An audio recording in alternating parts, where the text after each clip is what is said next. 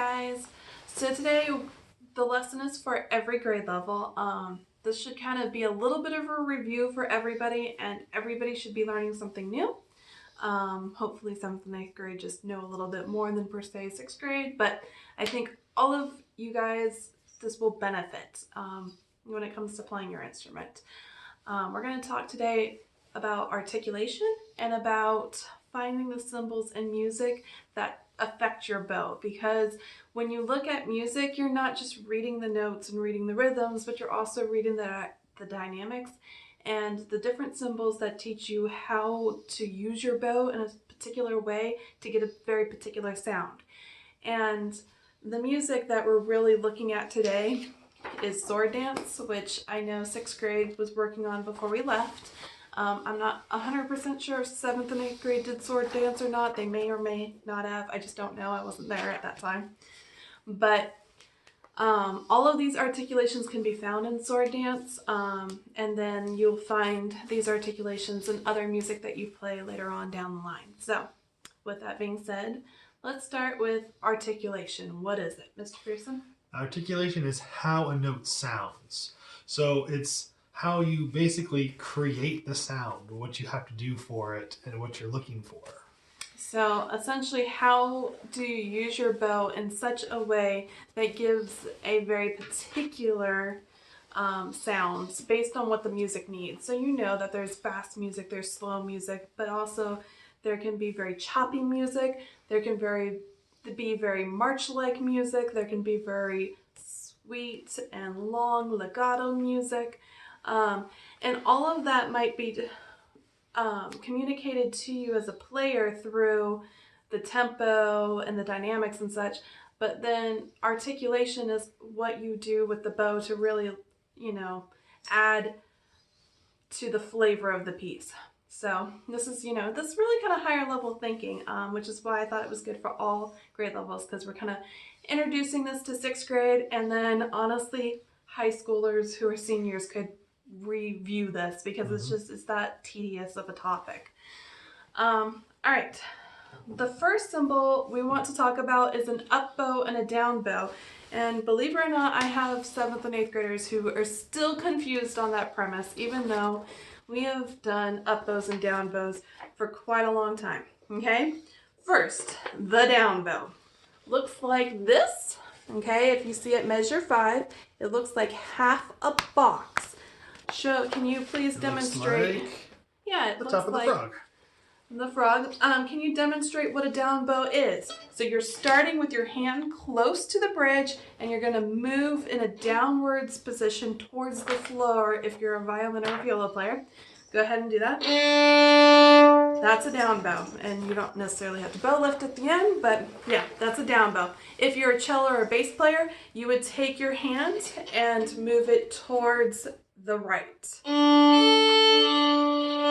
Okay, so that the tip of the bow ends up close to the bridge. But again, you're starting from your hand close to the body. Yes, so a down bow in music looks like half a box. Okay, an up bow looks like a V in music. For instance, in measure 4 here, those are 2 up bows in a row.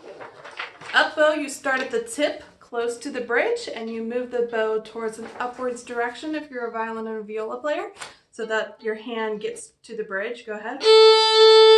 If you're a cello or a bass player, you're going to start with, again, the tip close to the bridge, and you're going to move to the left so that your hand gets closer to the bridge. All right, so that's an up bow. An up bow looks like a V in music. Those are answers to the quiz that you take. And guys, most of you actually got 100 on the quiz, but just a few of you failed. And I'm not 100% sure why, because I'm literally giving you the answers in this video. Maybe by not watching that video. Maybe, or I'm not quite sure what happened, but please, if you've taken the quiz and you failed it, come watch the video again, find out what the answers are, okay?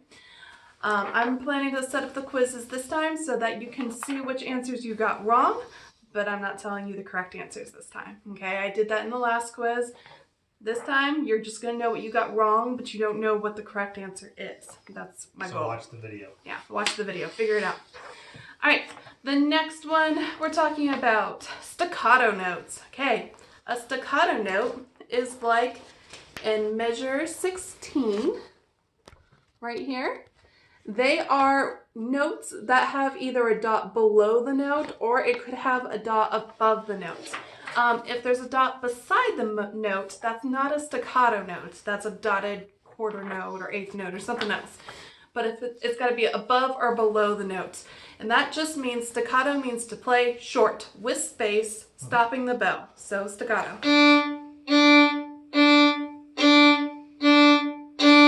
Some of you, this was your default bowing.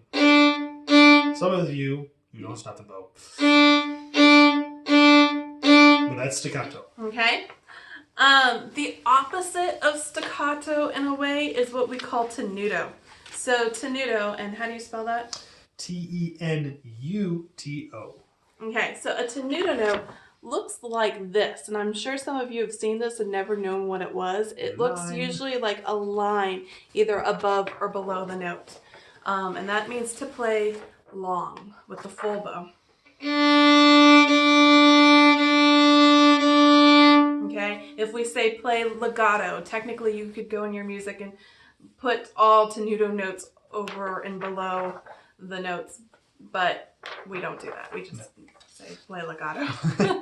Plus later on they'll mean other things too. So all right, so we're looking at our cheat sheet here. The next one we're going to talk about is hooked bowing. This is actually a term that is applied in book 1. I don't know if y'all caught it for 7th and 8th grade, but we were just hitting it before we left for 6th grade. Hooked bowing looks like these last two notes in measure 9. It's very common for it to be 2 eighth notes. Have you seen hooked bowing that wasn't 2 eighth notes? Oh, absolutely. But here's the thing.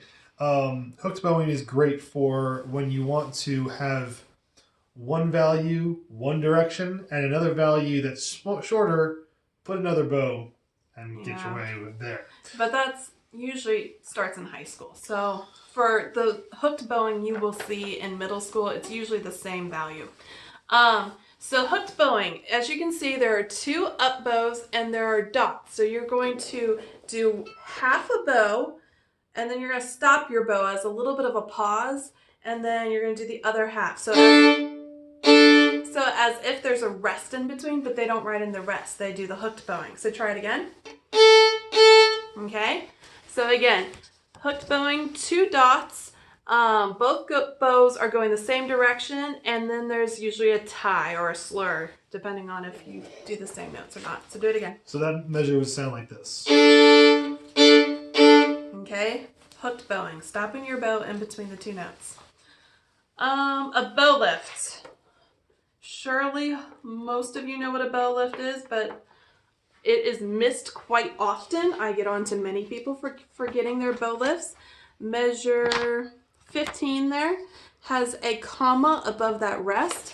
Therefore, they're asking you to lift your bow during that rest. So you start from the frog, you play the note, and then go back to the frog, making it circle or a rainbow, whatever you want to think of it as. You're retaking back to the frog. There's also the opposite, which would be up bow. And going back to the tip. And that's not a 6th grade thing. That we were doing in 8th grade, like in night shift, we were doing retakes. 8th graders and then 7th graders, you get to do it in the fall. So yeah, retakes. Those are fun. Accent. So an accent looks like a little carrot, in my opinion, or like almost a triangle, but not quite. In measure 38 there, you will see under these notes, there are accents. Some people like to say that they're up bows that have fallen on their side.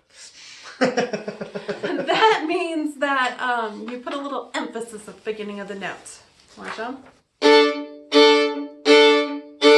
So you have to have weight and speed of bow. So fast bow. Accents really fall under 2 categories. They are both an articulation, a style of bowing, as well as a dynamic level.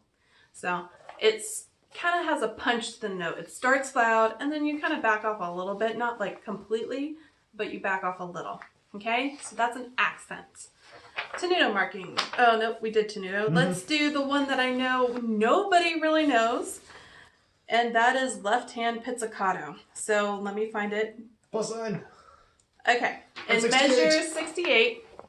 Whoop. Oh, I can't see. There it is. Okay, there is a plus sign right there above that note, and so for only that note, you would left hand pizzicato it. So you'll choose either your pinky or your ring finger and grab the string or here. Depending upon how you started, you might do with fourth finger.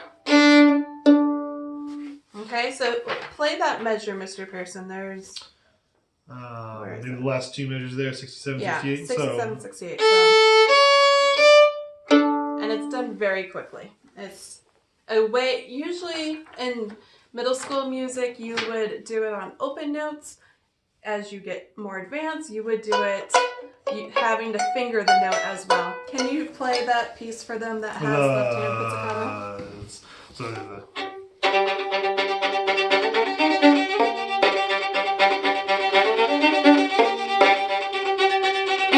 and so forth. So you would have.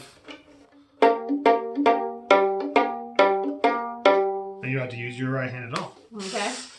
So I think that is it. Am I missing anything? I don't think we're missing anything. This is already a 12-minute video. I do apologize that it's longer, but I promise that the next video will be shorter and easier because it is rhythm and we're starting with the basics and hopefully you all know the basics of rhythms. All right.